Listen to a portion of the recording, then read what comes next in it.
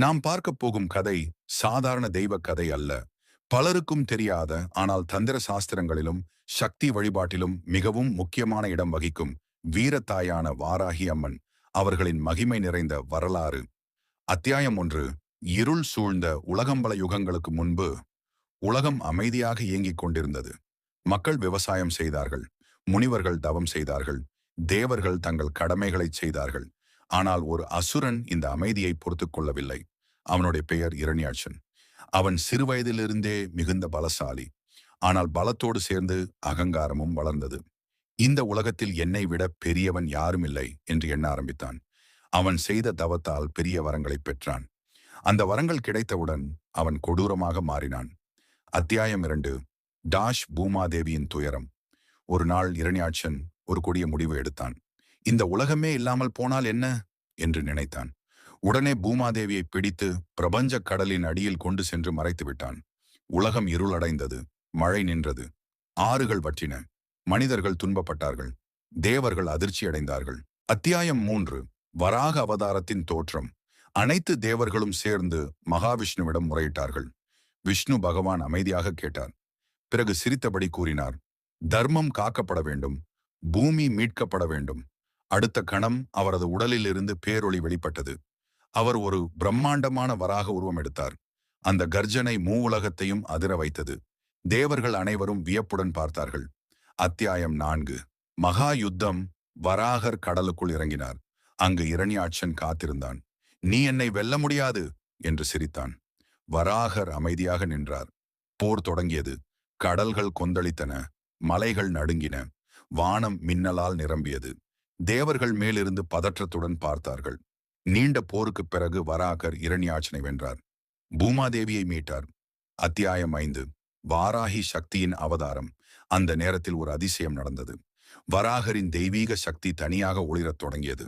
அந்த ஒளி மெதுவாக ஒரு தெய்வீக பெண் உருவமாக மாறியது. அவரே வாராகி அம்மன். பன்றியின் முகம், மனித உடல், 1000 சூரியன்களின் பிரகாசம், கருணையும் வீரமும் கலந்த கண்கள். தேவர்கள் அனைவரும் வணங்கினார்கள். அத்தியாயம் 6. சப்த மாதாக்களின் ரகசியம். காலம் கடந்தது. உலகில் மீண்டும் அசுரர்கள் பெருகினார்கள். அப்பொழுது பராசக்தி தனது சக்தியிலிருந்து 7 தெய்வ அன்னைகளை உருவாக்கினார். அவர்கள் சப்த மாதாக்கள். அவர்களில் மிகவும் வீரமிக்கவர் வாராகி. அவர் போரில் மட்டுமல்ல, பக்தர்களின் வாழ்க்கையிலும் தடைகளை அகற்றுபவர். அத்தியாயம் 7. பண்டாசுரனின் எழுச்சி. அதே சமயத்தில் பண்டாசுரன் என்ற அசுரன் தோன்றினான். அவன் கடுமையான தவம் செய்து பெரிய வரங்களை பெற்றான். வரம் கிடைத்த பிறகு உலகை ஆள வேண்டும் என்று நினைத்தான். தேவர்களை தோற்கடித்தான், முனிவர்களை அவமதித்தான், யாகங்களை அழித்தான். உலகம் மீண்டும் துன்பத்தில் மூழ்கியது. அத்தியாயம் 8. லலிதா தேவியின் அவதாரம். தேவர்கள் மீண்டும் பராசக்தியிடம் சென்றார்கள். அப்போது பராசக்தி ஒரு அற்புதமான வடிவத்தில் தோன்றினார். அவர் லலிதா திரிபுர சுந்தரி. அவரது ஒளியை பார்த்து தேவர்கள் ஆனந்த கண்ணீர் வடித்தார்கள். அவர் கூறினார், தர்மத்தை காக்க நான் வந்திருக்கிறேன். அத்தியாயம் 9. படைத்தளபதி வாராகி. பண்டாசுரனை எதிர்த்து பெரிய படை அமைக்கப்பட்டது. அந்த படைக்கு தலைமை தாங்க ஒரே ஒருவர் தேர்ந்தெடுக்கப்பட்டார். அவர் வாராகி அம்மன். லலிதாதேவி அவரிடம் கூறினார், இந்த போரின் வெற்றி உன் கைகளில் உள்ளது. வாராகி தலைவணங்கி பொறுப்பை ஏற்றார். அந்த நாளிலிருந்து அவர் தண்டநாதா என்று அழைக்கப்பட்டார். அத்தியாயம் 10. மகா போர். அசுர படைகள் இலட்சக்கணக்கில் வந்தன. வாராகி அம்மன் தன் படைகளை ஒழுங்குபடுத்தினார். அவரது கர்ஜனை கேட்டவுடன் அசுரர்களின் இதயத்தில் பயம் பிறந்தது. போர் பல நாட்கள் நடந்தது. வாள் மோதும் சத்தம், சங்கு முழக்கம், தேவர்களின் கோஷம் அனைத்தும் ஒன்றாக கலந்தன.